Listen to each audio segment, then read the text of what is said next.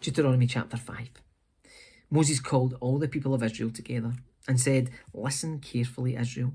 Hear the decrees and regulations I'm giving you today so that you may learn them and obey them. The Lord our God made a covenant with us at Mount Sinai. The Lord did not make this covenant with our ancestors, but with all of us who are alive today. At the mountain, the Lord spoke to you face to face from the heart of the fire. I stood as an intermediary between you and the Lord, for you were afraid of the fire and did not want to approach the mountain.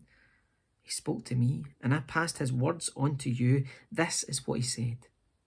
I am the Lord your God, who rescued you from the land of Egypt, the place of your slavery. You must not have any other God but me.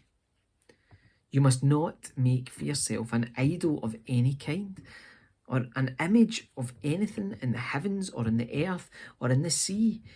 You must not bow down to them or worship them. For I, the Lord your God, am a jealous God who will not tolerate your affection for any other gods.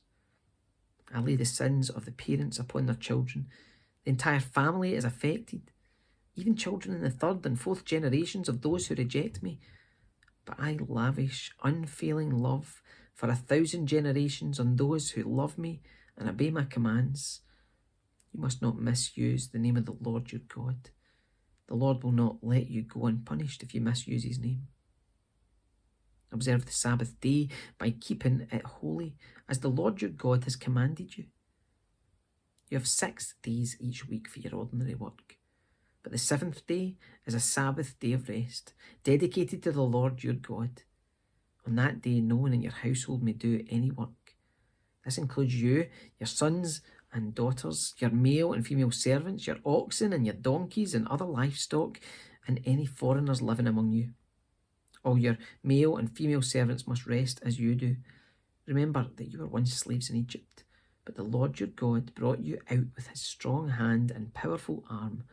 That is why the Lord your God has commanded you to rest on the Sabbath day. Honour your father and mother, as the Lord your God commanded you. Then you will live a long, full life in the land the Lord your God has given you. You must not murder. You must not commit adultery. You must not steal. You must not testify falsely against your neighbour. You must not covet your neighbour's wife.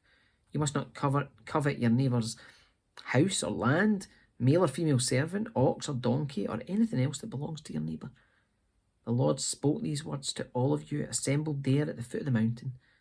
He spoke with a loud voice from the heart of the fire, surrounded by clouds and deep darkness. This was all he said at that time, and he wrote his words on 2 stone tablets and gave them to me. But when you heard the voice from the heart of the darkness, while the mountain was blazing with fire, all your tribal leaders and elders came to me. They said, "Look, the Lord our God has shown us his glory and greatness, and we have heard his voice from the heart of the fire. Today we have seen that God can speak to us humans, and yet we live. But now, why should we risk death again? If the Lord our God speaks to us again, we will certainly die and be consumed by this awesome fire. Can any living thing hear the voice of the living God from the heart of the fire as we did and yet survive? Go yourself and listen to what the Lord our God says. Then come and tell us everything he tells you, and we will listen and obey." The Lord heard the request you made to me, and he said, "I've heard what the people said to you, and they are right. Oh, that they would always have hearts like this, that they might fear me and obey all my commands. If they did, they and their descendants would prosper forever. Go and tell them, return to your tents. But you stand here with me, so I can give you all my commands, decrees and regulations. You must teach them to the people so they can obey them in the land I am giving them as their possession."